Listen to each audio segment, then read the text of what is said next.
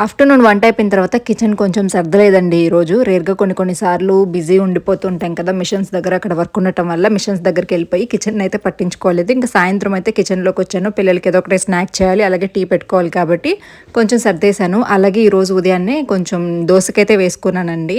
నేనైతే దోసకి ఒక 6 గ్లాసెస్ అయితే రైస్ తీసుకుంటాను స్టోర్ బియ్యం. అలాగే 1 ½ గ్లాస్ వరకు మినపప్పు తీసుకుంటాను. ఒక గుప్పెడు పచ్చిశనగపప్పు, అందులోని కొన్ని మెంతులు, అలాగే కడిగేటప్పుడు కూడాని కల్లుప్పు వేసి కడిగామనుకోండి ఆ స్టోర్ బియ్యం స్మెల్ అయితే రాకుండా ఉంటది.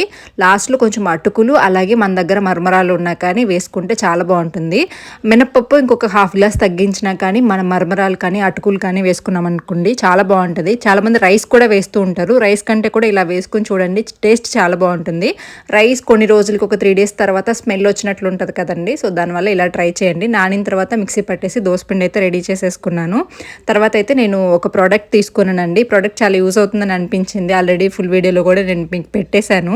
సో, ఇదొచ్చేసి నాకు బ్యాక్ పెయిన్ అలాగే నెక్ పెయిన్ వస్తుందండి. పాప పుట్టినప్పటి నుంచి కూడాని నాకు నెక్ పెయిన్ అయితే స్టార్ట్ అయింది. అంట్లు తోమిన అలాంటప్పుడు అయితే చాలా పెయిన్ వస్తుంది. ఇలాంటి ప్రాబ్లమే నేను చాలా మందికి కూడా విన్నాను. నెక్ అయితే వాచిపోవడం ఇలా ఉంటుంది. నాకంత సివియర్‌గా లేదు కానీ కొంచెం అప్పుడప్పుడు హెవీగానే వస్తుంది. నేనైతే మసాజర్ తీసుకున్నానండి. సురేష్ గారి హెల్ప్ తీసుకొని అయితే నేను మసాజ్ చేసుకుంటున్నాను. స్టార్టింగ్‌లో నేను చేసుకుందామంటే నాకు కొంచెం భయం అనిపించింది. ఆ స్పీడ్ అది కంట్రోల్‌కి. బట్ పర్లేదు వన్స్ మనం యూజ్ చేసిన తర్వాత చాలా రిలాక్సింగ్‌గా అనిపిస్తది. బ్యాక్ పెయిన్ కూడా ఎక్కువ ఉంటుందండి. అప్పుడప్పుడు గనుక యూజ్ చేసామంటే నరాలు, బ్లడ్ సర్క్యులేషన్ ఇదంతా కూడా నీట్‌గా ఉంటది. అమ్మకి కూడా యూజ్ అవుతుందని చెప్పి తీసుకున్నాను. ఇది ఇవాల్టి మినీ వ్లాగ్ అయితే నచ్చితే లైక్ చేయొచ్చు కదా!